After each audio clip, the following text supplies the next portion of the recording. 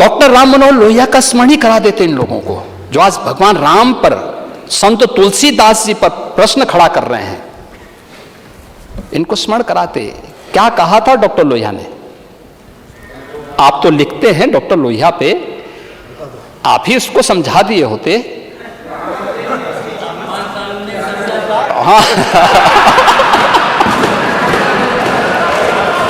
आप सच बोल लेते हैं, आप सच बोलने की हिम्मत कभी कभी कर लेते हैं और इसीलिए हम आपको पसंद भी करते हैं। हम अपनी विरासत को पहचाने। हमारी विरासत क्या है? हम दूसरी ओर क्यों देखना चाहते हैं?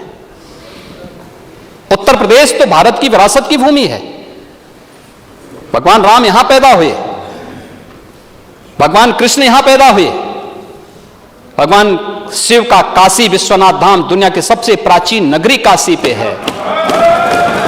गंगा यमुना की भूमि यहां पर है। दुनिया का सबसे बड़ा सांस्कृतिक आयोजन कुंभ, जिस पर 2500 करोड़ रुपए की व्यवस्था इस बजट में की गई है, उस आयोजन को फिर एक यूनिक इवेंट बनाने के लिए अभी से सरकार ने बजट का प्रावधान भी किया है। वह भूमि भी हमारे पास है। दुनिया की वैदिक परंपरा की भूमि, वैदिक ज्ञान को जो लिपिबद्ध किया गया, यही नैमिषारण्य हमारे बगल में है। शक्तिपीठ हमारे पास है। आप विंध्यवासिनी धाम में आप जाइए, मां पाटेश्वरी के धाम में जाइए, मां शाकंभरी के धाम में जाइए, सुख तीर्थ। हाँ, गोरखपुर में भी विकास हो रहा। अरे आप गोरखपुर जाके देखे तो गोरखपुर धाम भी उसका भी विकास हो रहा है। वो पहले से विकसित है, उसको बहुत विकास की आवश्यकता नहीं है, उसके बहुत विकास की आवश्यकता नहीं है जी। देखिए गोरखपीठ की अगर आप चर्चा करते हैं ना, वह तो विदेशी आक्रांताओं का मुंह तोड़ जवाब देने का सबसे बड़ा सेंटर रहा है। हर बार जूझा है, हर बार उन्हें नाकों चने चबाया है और फिर उठ खड़ा होकर के मजबूती से लड़ा है। कभी अपने मूल्यों और अपने आदर्शों से समझौता नहीं किया है, कभी नहीं किया है और आगे भी नहीं करेगा, आगे भी नहीं करेगा।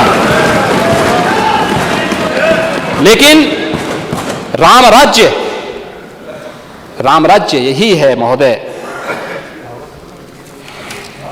जो भगवान राम ने, फिर तुलसीदास जी की चर्चा तो होगी। आप अपनी विरासत को कितना भी कोसें, लेकिन हम तो सम्मान करेंगे। और इसीलिए हम लोगों ने संस्कृत के छात्रों के लिए स्पेशल स्कॉलरशिप की घोषणा की है। कम से कम डॉक्टर राम मनोहर लोहिया का स्मरण ही करा देते इन लोगों को, जो आज भगवान राम पर, संत तुलसीदास जी पर प्रश्न खड़ा कर रहे हैं। इनको स्मरण कराते। क्या कहा था डॉक्टर लोहिया ने? आप तो लिखते हैं डॉक्टर लोहिया पे, आप ही उसको समझा दिए होते।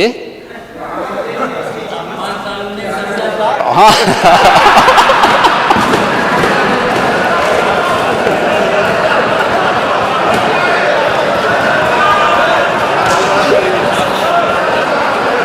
आप सच बोल लेते हैं, आप सच बोलने की हिम्मत कभी कभी कर लेते हैं और इसीलिए हम आपको पसंद भी करते हैं।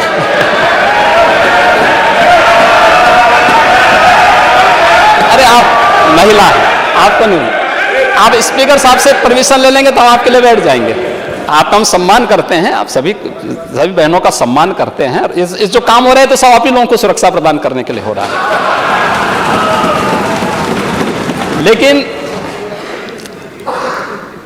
जो वास्तव में राम राज्य, यही तो कहा है रामचरितमानस ने, दैहिक दैविक भौतिक तापा, राम राज नहीं काहों व्यापा, सब नर करहि परस्पर प्रीति, चलहि स्वधर्म नृत्य सुति।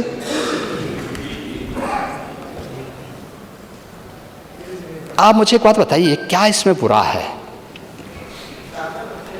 ये दैहिक दैविक और भौतिक, ये तीन प्रकार के जो दुख हैं,